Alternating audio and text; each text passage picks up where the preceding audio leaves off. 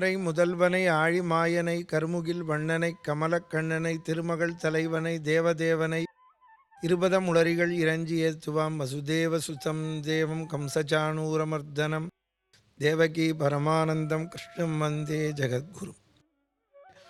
கிருஷ்ணனுடைய பெருமையாக இருக்கக்கூடிய பாரதத்தை அனுபவித்துக் கொண்டிருக்கிறோம். பஞ்சபாண்டவர்களுக்கு ராஜ்யம் பிரிக்கப்பட்டு இந்திரபிரஸ்தம் என்ற இடத்திலே அரசாட்சி செய்கிறான். ஐவரும் திரௌபதியை மணந்து கொண்டு வாழ்கிறார்கள். திரௌபதி சிவபெருமானுடைய நெற்றிக்கண்ணில் உதித்தவள். வாமன் முதல் கண்மேல் இவள் பிறந்தாள் அப்படின்னார் வில்லிபுத்தூரர். தர்மபுத்திரனை மணந்து கொண்டாள் என்றால் பிறகு பீமனை மணந்து கொள்ளும்பொழுது அக்னி பிரவேசம் செய்துவிட்டுத்தான் மணந்தாள். அதனால்தான் திரௌபதிக்கு கோவிலே வைத்திருக்கிறோம். நாம் தெய்வமாக வணங்குகிறோம். இந்த காலத்திற்கு ஏற்ற வண்ணமோ அல்லது பிடிக்கவில்லை என்பதனால் எதை வேண்டாலும் பேசுவது என்று பேசுபவர்களுக்கு நாம் பதில் சொல்ல தயாராக இல்லை. ஐவரை மணக்கலாமா என்றெல்லாம். திரௌபதி இறைவனுடைய அருளால் அவதரித்தவள், மகாபதிவிரதை. அப்பொழுதுதான் நாரத மகரிஷி இந்த ஐவரையும் தேடிக்கொண்டு வருகிறார். நாரதர் வந்தார் என்பதை அழகாக சொல்லுகிறார் எங்கள் வில்லிபுத்தூரர். சரிகம பதனி இசையில் பாடவல்லோன் அப்படின்னர். சங்கீதத்திற்கு இந்த உலகத்திலே வித்திட்டவர் நாரதர். அவர்தான் புரந்தரதாசராக அவதரித்து இந்த சங்கீதத்தை உலகத்திற்கு பிரகடனம் செய்தவர். கர்நாடக சங்கீதத்தை. கர்நாடகம் என்பது அந்த நாட்டை வைத்துள்ள கரை நாடு. நதிக்கரைகளிலெல்லாம் இசைகள் ஒலிக்கும். இந்த சுத்த சங்கீதத்தை கொடுத்தவர் நாரத மகரிஷி. அவர் வந்து நிற்கிறார். ஏ தர்மபுத்திரா, நீங்கள் ஐவரும் ஒரு பெண்ணை மணந்து கொண்டிருக்கிறீர்கள். பெண்ணின் காரணமாக சண்டை வரக்கூடாது அப்படின்னு சொல்லி அவளுக்கு ஒரு கதை சொல்கிறார். சுந்தன் உபசுந்தன் அண்ணன் தம்பி. அவள் பிரம்மாவை நோக்கி தபஸ் பண்ணா. எங்கள் இருவருக்கும் சண்டை வந்தால்தான் உயிர் போக வேண்டும் என்று. இதனால் இவர்களுக்கு உயிர் போகலேன்னொடனே பிரம்மா என்ன பண்ணார்? எல்லாத்திலேருந்தும் நல்லதை எடுத்தார். மயிலுக்கு அதன் தோகை அழகு, குயிலுக்கு குரல் அழகு, எதில் என்ன அழகோ சேர்த்து ஒரு பெண்ணாக படைத்தார். பல திலகங்களிலிருந்து எடுத்து படைச்சதுனால அவள் பேர் திலோத்தமை. அவள் வந்து இவள் ரெண்டு பேர்கிட்ட வந்து நிற்கவுமே இவள் காரணமாக இருவரும் சண்டையிட்டு உயிரை விட்டார்கள். இந்த கதையை சொல்லி, நீ தர்மபுத்திரன் திரௌபதியை மனைவியாக அடைந்திருக்கிற அந்த வருடத்தில் மற்றவர்கள் சகோதரர்களாக இருக்க வேண்டும். யாரேனும் அந்த தம்பதியை பார்த்து விட்டால் பார்த்தவர்கள் தீர்த்த யாத்திரை போகணும்னர். 800 காணில் ஓராறு இருதுவும் வேடம் மாறி புண்ணிய புனல்கள் ஆடப்போவதே உறுதி என்று வண்ணவில் திரளினார்க்கு வாய் மலர்ந்தருளி பண்ணுடை கீதநாத பண்டிதன் விசும்பில் போனான். கீதநாத பண்டிதன் சங்கீதத்தை உலகத்திற்கு பிரகடனம் செய்த நாரத மகரிஷி சென்றார். ஒரு தடவை தர்மபுத்திரன் திரௌபதியை மனைவியாக அடைந்திருக்கின்ற நேரம் ஒரு அந்தணனுடைய பசுவை ஒருவன் கவர்ந்து போனான் என்ற உடனே காண்டீபத்தை எடுக்க வந்தவன் அந்த பசுவை மீட்டான். இவர்கள் ஏகாந்தமாக இருக்கிற பொழுது பார்த்ததால் தீர்த்த யாத்திரை கிளம்பினான். அங்கே வடக்கேந்து வருகிறான். ஒரு க்ஷேத்திரத்தையும் சேவிக்கிறான். அதில் நாம் அவன் சேவித்த சில க்ஷேத்திரங்களை அனுபவிக்க இருக்கிறோம். நம்முடைய மதத்திலே பெருமையாக சொல்லுவது எல்லா க்ஷேத்திரங்களையும் நாம் சேவிக்க வேண்டும். அதற்கு காலம் நிர்ணயம் செய்திருக்கிறார்கள். இளமையிலேயே போக வேண்டும். அப்போது ஒருத்தருக்கு சந்தேகம் வரும், வயதானா போகப்படாதான். வயதானா போக வேண்டாம் சொல்லலை. நமக்கு ரெண்டு வேணும். வயதானா நமக்கு உடம்புல தெம்பு வேணும், நமக்கு பர்ஸில் தெம்பு வேணும்.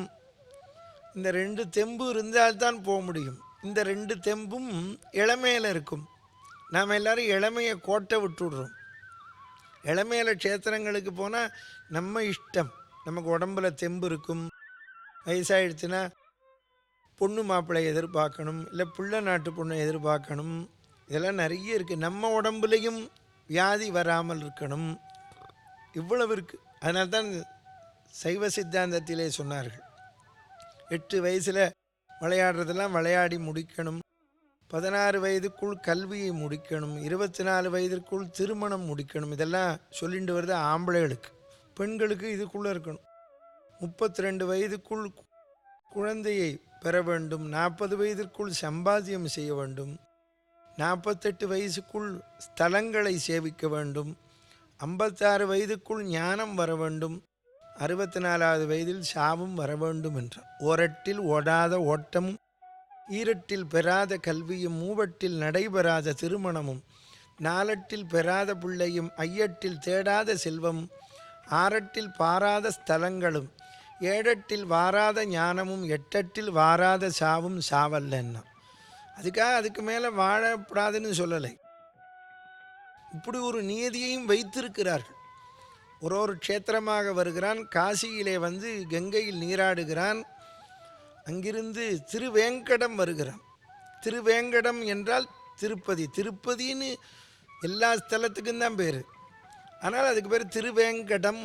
நமது சரீரத்தை தகனம் செய்யும் இடம். அப்படின்னா அங்கே இருக்கிற பெருமாளை, திருவேங்கடம் உடையானை நாம் சேவிப்போனையானால் மோட்சம் கிடைக்கும் என்று ஸ்ரீ வைஷ்ணவ சம்பிரதாயம். அங்கு பார்த்தீர்களேனால் முதலில் வராக பெருமாள் இருப்பார், பிறகுதான் ஸ்ரீனிவாச பெருமாளை சேவிக்கணும். இங்கு ஸ்ரீமுஷ்ணம்னு ஒரு க்ஷேத்திரம் தமிழ்நாட்டிலே. இங்கு ஸ்ரீனிவாச பெருமாளை சேவித்து விட்டுத்தான் வராக பெருமாளை சேவிக்கணும். அங்கு சுவாமி புஷ்கரணின்னு பேர் திருவேங்கடத்தில், அந்த திருப்பதியில். அந்த சுவாமி புஷ்கரணியில் நாம் சேவிப்போமையான குளித்து விட்டு, அங்கு ஏன் குளிக்க வேண்டும் என்றால், அந்த சுவாமி புஷ்கரணியில் குளித்தால் பரமபதத்திற்கு செல்வோம், லிங்க் இருக்குங்கிறார். இன்றைக்கி லிங்க் எக்ஸ்பிரஸ்ஸுங்கிறாளே, இந்த ட்ரெயினை பிடிச்சா அந்த ட்ரெயினுக்கு போகலான்னு, அது கொண்டு வந்தது இதுலேருந்து தான். அதனால தான் குலசேகர ஆழ்வார் சொன்னார், எனக்கு ராஜாங்கம் வேண்டாம், ஐஸ்வர்யம் வேண்டாம், தேவலோகம் வேண்டாம், ரம்ப ஊர்வசி இருக்கிற தேவலோகம் வேண்டான்னார். அநாத செல்வத்து அரம்பயர்தர் சூழ பனாளும் செல்வமும் மன்னரசும் யான் வேண்டேன், தேனார் பூஞ்சோலை திருவேங்கடச் சுனையில் மீனாய் பிறக்கும் விதியுடையேனாவேனே. மீனாக பிறக்கணும்னு சொல்கிறார். ஏன்னா வேற எங்கேயான குளத்தில் மீனாக இருந்தால் ஞாயிற்றுக்கிழமை வயத்தில் போட்டுருவான்.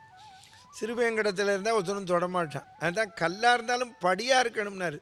செடியா எவல் வீணைகள் தீர்க்கும் திருமாலே நெடியானே வெங்கடவா நின் கோயிலின் வாசல் அடியாரும் வானவரும் அரம்பயரும் கிடந்தியங்கும் படியாய் கிடந்து உன் பவளவாய் காண்பனே. அதனால்தான் எந்த கோயிலுக்கு போனாலும் படியை நாம் தொட்டு வணங்குறோம். என்ன, அது ஆழ்வார் வேண்டின்னு இருக்கார்.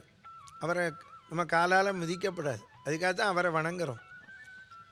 அதனால தான் இந்த காலத்தில் ஒரு கவி பாடினார், சங்க சக்கர வரத பாணி அங்கபஸ்திரதாரி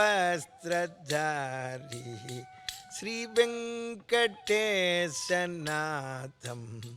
ஜகஜாலபாலம் வந்தே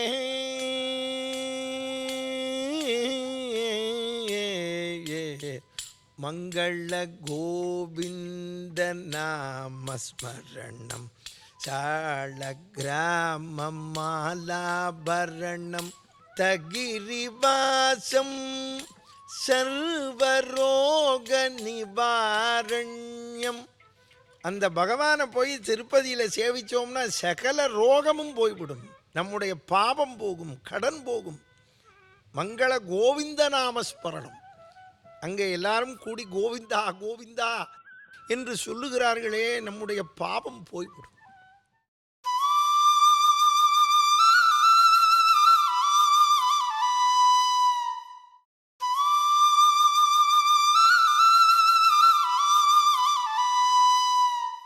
அந்த பகவானை போய் திருப்பதியில் சேவித்தோம்னா சகல ரோகமும் போய்விடும், நம்முடைய பாபம் போகும், கடன் போகும். மங்கள கோவிந்த நாமஸ்மரணம். அங்கே எல்லாரும் கூடி கோவிந்தா கோவிந்தா என்று சொல்லுகிறார்களே, நம்முடைய பாபம் போய்விடும்.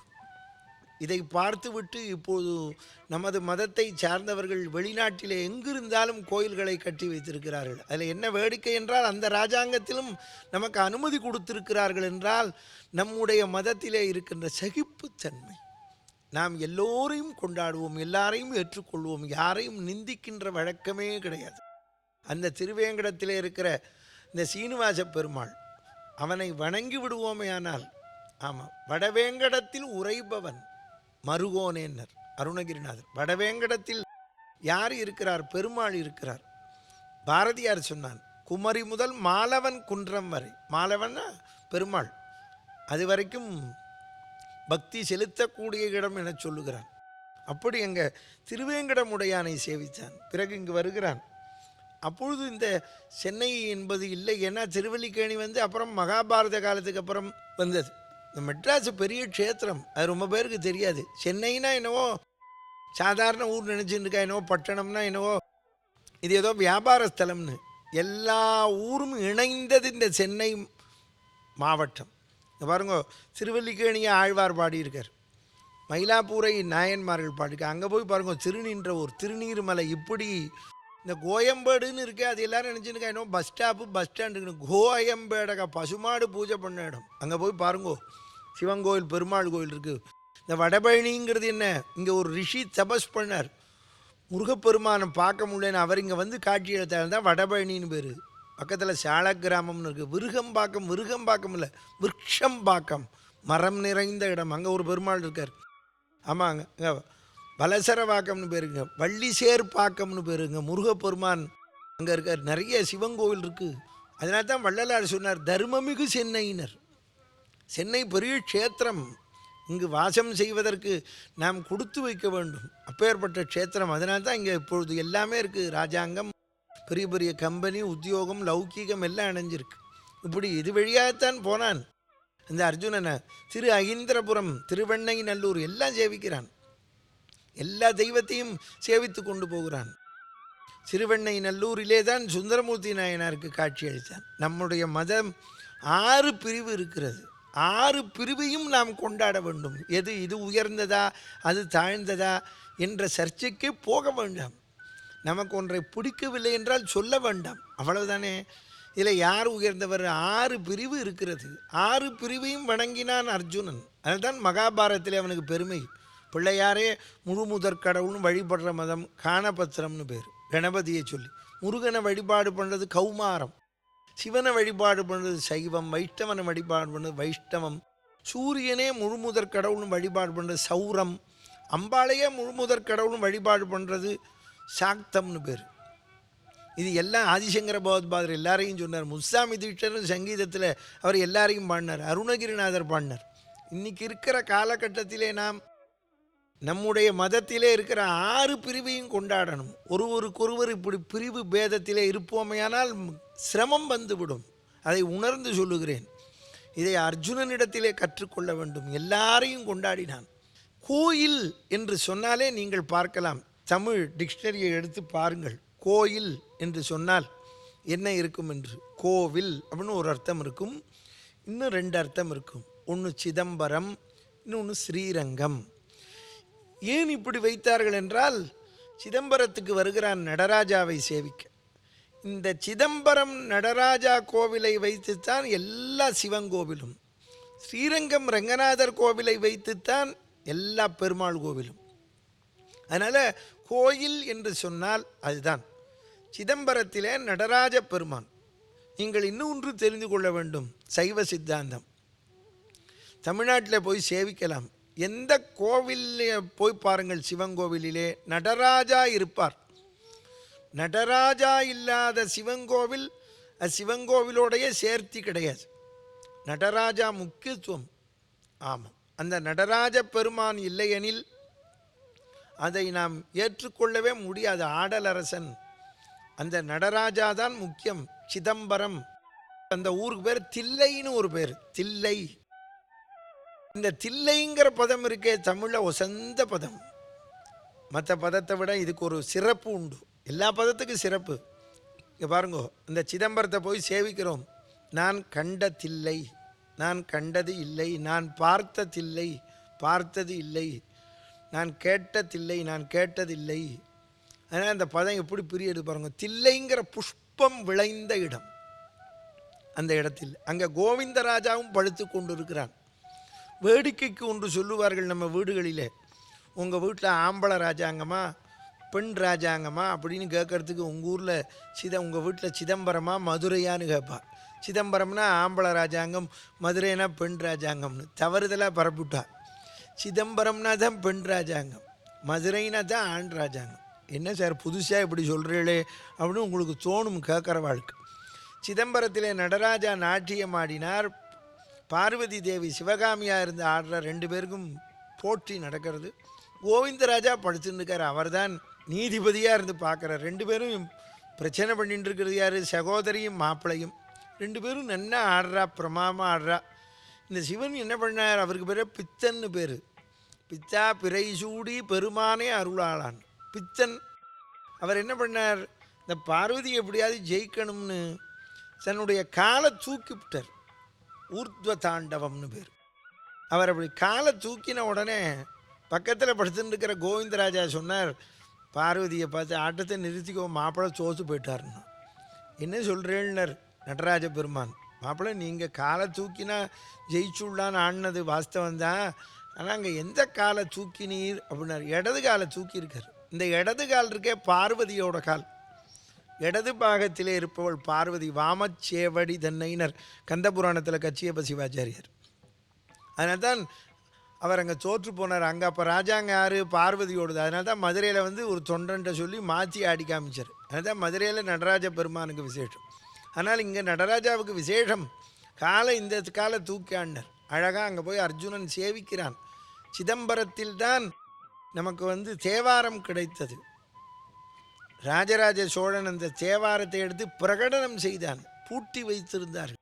இன்றைக்குமே ஒரு சமாச்சாரம் இருக்குன்னா பூட்டி வச்சு பிரயோஜனம் இல்லை, பிரகடனம் செய்ய வேண்டும், எல்லாரும் தெரிந்து கொள்ள வேண்டும்.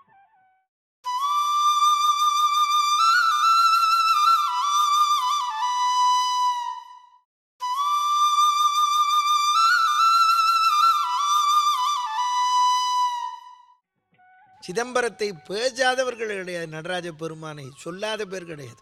நமக்கு நல்ல புன் சிரிப்பு சிரிக்கணும் அப்படின்னா சிவபெருமான்கிட்ட கற்றுக்கணும். இதை அப்பர் தேவாரத்தில் சொல்கிறார். இதை அப்பர் மட்டும் சொல்லலை, நம்மாழ்வார் சொல்கிறார். சிவன் நன்னா சிரிப்பார்னு. புக்கடிமையினால் மார்க்கண்டேயனவனை நக்கப்பிரான்னர். சிரிக்கிறதுல எக்ஸ்பர்ட். சிவன் சிரிச்சார், திரிபுரம் தகனமாயிடுத்து.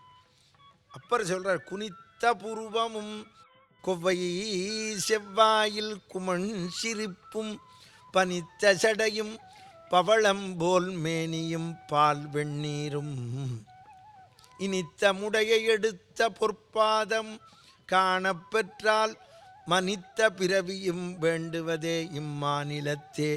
அந்த நடராஜ பெருமான் நாட்டியம் ஆடுகின்ற அந்த காட்சியை சிதம்பரத்திலே நாம் என்று சேவிக்கிறோமோ சைவ சித்தாந்தம் சொல்லுகிறது. திருவாரூரிலே பிறக்க முக்தி, தில்லையை தரிசிக்க முக்தி, அருணாச்சலத்தை நினைக்க முக்தி. திருவண்ணாமலைக்கு போகணும்னே அவசியம் கிடையாது. அண்ணாமலைக்கு அரோகரா அப்படின்னு உட்காண்ட இடத்துல சொன்னா போதும்.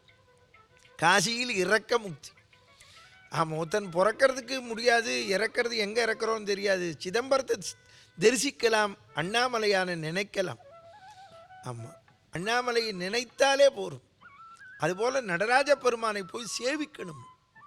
முதல்ல சேவிக்க வேண்டிய க்ஷேத்திரம் அங்கே தில்லை வாழ அந்தணர்கள், நடராஜாவை தவிர எண்ணாதவர்கள். இன்றும் நீங்கள் பார்க்கலாம், அவளுக்கு நடராஜா தான். எத்தனை பெரிய ஆபத்து வந்தாலும் அந்த நடராஜாவுக்கு அபிஷேகம் செய்வார்கள். அவர்களுக்கு முதல்ல நடராஜா தான். அங்கே அந்த நடராஜாவைத்தான் வணங்க வேண்டும். நடராஜாவை தவிர தெரியாது. அந்த பக்கத்தில் படுத்திருக்கிற கோவிந்தராஜாவையும் வணங்கினவர்கள். தில்லை 3000 ஏத்தும்னு ஆழ்வார் பாசுரத்திலே சொல்லுகிறார். ஆமாம், கோபாலகிருஷ்ண பாரதியார் நடராஜாவை தவிர பாடாதவர். அந்த நடராஜாவை சேவிக்கிறார். அவர் ஒரு தடவை தியாக பிரம்மத்தை சேவிக்க போகிறார் திருவையாருக்கு. இவர் தான் தெரியாது. தியாக பிரம்மம் பாடின்னு உட்காண்டிருக்கார் ராமனை. அப்படி பாடுற போது இவரும் உட்காண்டு கேட்டார்.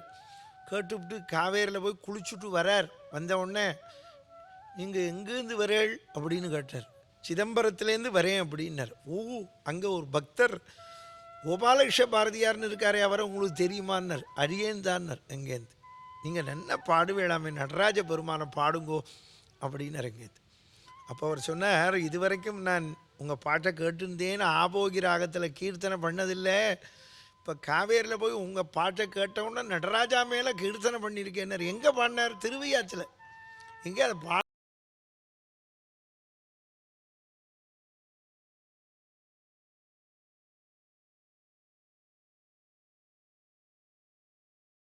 தன்னில் சபாபதிக்கு வேறு தெய்வம் சமானமாகுமா தில்லை சபாபதிக்கு ஒரு தரம் சிவ சிதம்பரம் என்று சொன்னால் போதுமே. ஒரு தடவை சொன்னா போருமா சிவ சிதம்பரம்னு. ஆம், சிதம்பரத்தில் இருக்கிறவா புண்ணியம் செய்தவா. நீங்கள் எந்த ஊருன்னா சிதம்பரம்னு சொல்லுவா. அங்கே இருக்கிற ரயில்வே ஸ்டேஷனில் வேலை பார்க்குற ஸ்டேஷன் மாஸ்டர் புண்ணியம் செஞ்ச ஒரு ஃபோன் எடுத்தால் சிதம்பரம் அப்படிங்கிறார். பஸ் ஸ்டாண்டில் இருக்கிறவன் பஸ்ஸுக்கு கூவுறான் சீர்காழியில் சிதம்பரம் சிதம்பரம்ங்கிறான். இப்போ அவளுக்கு எவ்வளோ புண்ணியம் பாருங்க. அந்த காலத்தில் நமக்கு எப்படி வச்சிருக்கா பாருங்க. ஊர் பேரை சொன்னாலே புண்ணியம். ஒரு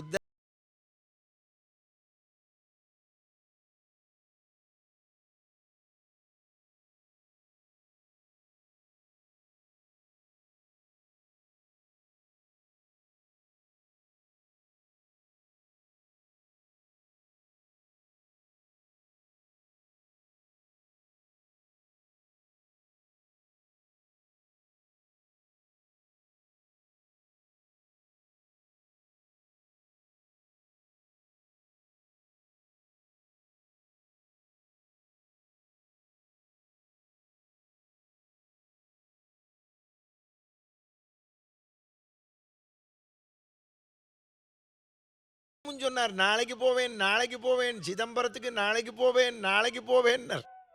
அவர் வாயிலிருந்து என்ன வந்தது? நடராஜாவை சேவிக்கணும் நடராஜாவை சேவிக்கணும் ஆனந்தமாக. அந்த நடராஜா கோவிந்தராஜாவை வணங்கினால்தான் நம்ம சத்தியமான வாக்கு. இது கல்யாணராமன் ஏதோ பெருமைக்கு சொல்லவில்லை, புகழுக்கு சொல்லவில்லை. அந்த சிதம்பரத்திலே அனுபவிக்க வேண்டும். அதை நாயன்மார்கள் அனுபவித்திருக்கிறார்கள். அந்த நடராஜ பெருமானை, அந்த ஆடலரசன் அவனை அப்படி அந்த நடராஜ பெருமானை போய் வணங்குகிறான். ஆறு அர்ஜுனன் அங்கே போய் நடராஜா கோவிந்தராஜாவை வணங்குறானா. அது ஆகாசத்தை குறிக்கக்கூடிய க்ஷேத்திரம். அது ஆகாசம்னா என்ன? எங்கும் வியாபித்திருப்பது. அதை போல அவர் வியாபித்திருப்பவர். அது மட்டுமல்ல, ஆகாசத்திலே தான் மழை கொட்டுகிறது. அந்த ஆகாசம் இல்லை என்றால் நமக்கு ஒன்றும் கிடையாது. அங்கே போய் பாருங்க, சிதம்பர ரகசியம்னு சொல்லுவா. ஒன்றும் இல்லைன்னு காட்டுவா ஒரு இடத்துல. அப்படி அந்த இடத்துல அது ஒன்றும் இல்லைன்னு அர்த்தம் இல்லை, எல்லாம் நிறைந்திருப்பது. நாம் விவரம் தெரியாமல் சொல்கிறோம். சிதம்பர ரகசியம்னா என்ன அர்த்தம் அப்படின்னா, ஒன்றும் இல்லைன்னு நினச்சிட்டுருக்கா. ஒன்றும் இல்லாமல் இல்லை, எல்லாம் நிறைந்திருப்பது, எல்லாவற்றையும் கொடுக்கக்கூடியவன் அந்த நடராஜ பெருமான். அவன்தான் எல்லாத்தையும் படைக்கிறான், உண்டு பண்ணி வைக்கிறான், கொண்டு கொண்டு போகிறான், நன்றுக்கும் தீதுக்கும் நடுவாயிருக்கிறான், பண்டு வெளி நாலு தன்னில் பாரங்கும் காண ஒன்னா, அண்டர் தோழ அகிலம் தோழ நுண்டி கட்டி ஆடுகின்றான், மாயவித்தை செய்கிறானே அம்பலவாணன், மாயவிதை செய்கிறான் காயமென்றெடுத்து கொண்டு. இந்த உலகத்தை படைத்து காத்து அப்படி நடராஜ பெருமான் நமக்கு எல்லா வடிவத்தையும் வணங்க வேண்டும். அப்படி செய்கிறார் அந்த நடராஜ பெருமான். அதனால்தான் சிதம்பரம் போகாமல் இருப்பேனோ என்று பாடினார். நாம் சிதம்பரத்தை சேவிக்க வேண்டும். அதனால்தான் அந்த நடராஜ பெருமானை அகில உலகத்தையும் நாட்டியத்திலே மயக்கக்கூடியவர். அகில உலகத்தையும் நாம் இப்படி இந்த கிருஷ்ணாவதாரம் பார்த்துட்டு இருக்கோமே, இப்பேற்பட்ட நடராஜ பெருமான் தன்னுடைய ஆட்டத்தை விட்டு கோகுலத்துக்கு போனாராம். அவர் காளிங்கன் மேலே நர்த்தனம் ஆடும்பொழுது நாம் போய் பாடுவோமே, ஆடலை காணத்தில்லை அம்பல தீரைவனும் தன் ஆடலை விட்டு இங்கே கோகுலம் வந்தார்.